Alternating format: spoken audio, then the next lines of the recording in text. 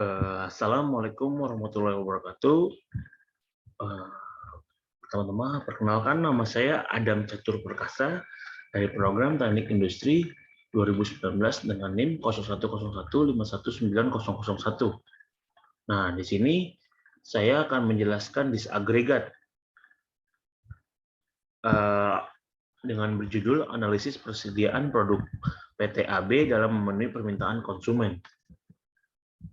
Nah, di sini latar belakangnya saya ambil adalah PTAB berencana memaksimalkan sistem produksinya sehingga dapat memenuhi permintaan konsumen. Rencana agregat dibuat untuk menyesuaikan kemampuan produksi dalam menghadapi permintaan pasar yang tidak dengan pasti dengan mengoptimalkan jumlah produk yang tersedia sehingga produk dapat disesuaikan. Tujuannya itu adalah untuk mengoptimalkan produk dalam penjualan agar dapat sesuai dengan kebutuhan konsumen. Nah, metode yang saya ambil adalah disagregat, yang dimana disagregat adalah salah satu metode perencanaan produksi yang dapat menyusun suatu jadwal induk produksi atau JIP yang dapat memenuhi permintaan pada waktu yang tepat dengan menggunakan sumber-sumber atau alternatif produksi yang tersedia dengan biaya minimum untuk keseluruhan yang jenis produksinya. Nah, di sini ada hasil dan pembahasan data-data yang saya ambil. Nah, di sini ada produk A dan produk B, yang dimana produk A-nya itu udah kita masukin semuanya, item, inventory, demand, safety stock, dan ID dan KSD. Nah, di sini step pertamanya itu udah dapat YA dan YB-nya. Cara menghitungnya yaitu sigma. Sigma dijumlah dengan harga yang ada di barangnya gitu. Nah, di sini udah ketahuan jumlahnya berapa. Maksud kita ke step 2, yaitu step yang B.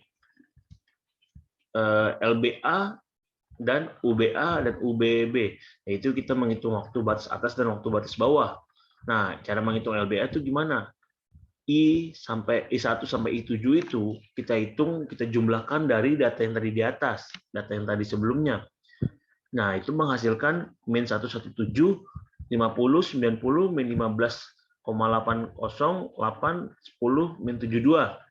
Dan UBA-nya I1 sampai I3-nya itu tadi dijumlahkan juga dari data yang sebelumnya. Yang di awal itu menghasilkan 1522 dan UBB-nya juga 2660 gitu setelah dihasilkan. Lanjut, kita masuk ke step 4 yaitu periode N. Nah, dari tadi kan kita udah ketemu nih YA dan YB-nya 229, 270 nih. Langsung kita hitung dari produk A. Nah, produk A itu dari periode N1 kita hitung dari data yang sebelumnya I1 sampai I3-nya itu berapa, lalu dijumlah. Nah, tidak valid nih. Karena apa? Karena itu dia lebih kurang dari. Kurang karena hasilnya cuma 198, sedangkan di sini itu 229 di A-nya. Nah, lanjut di periode N sama dengan 2 ini, I1 sampai I3-nya itu valid karena apa? Jumlahnya itu melebihi kapasitas. Lanjut, demikian produk B-nya itu periode N1-nya itu I4 sampai I7-nya itu kurang dari, hasilnya min.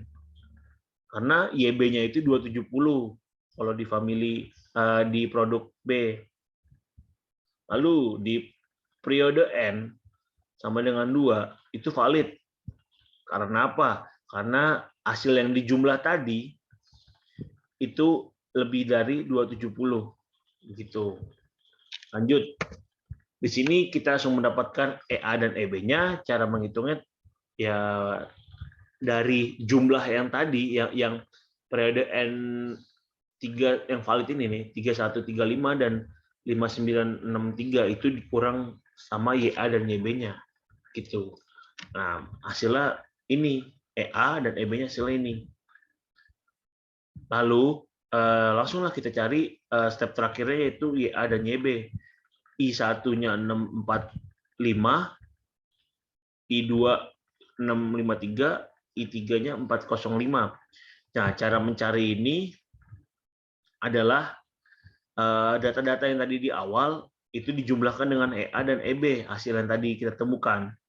Nah, ketika sudah ini, kita menarik kesimpulan bahwasannya produk A itu pada item 1 itu berjumlah 645 unit, item 2 itu 654 unit, item 3 itu 406 unit, dan produk B pada item 1 itu 200 unit, item 2 194 unit, item 3 345 unit, item 4 itu berjumlah 360 unit.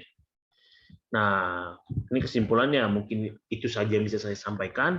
Bila ada salah kata mohon dimaafkan. Wassalamualaikum warahmatullahi wabarakatuh.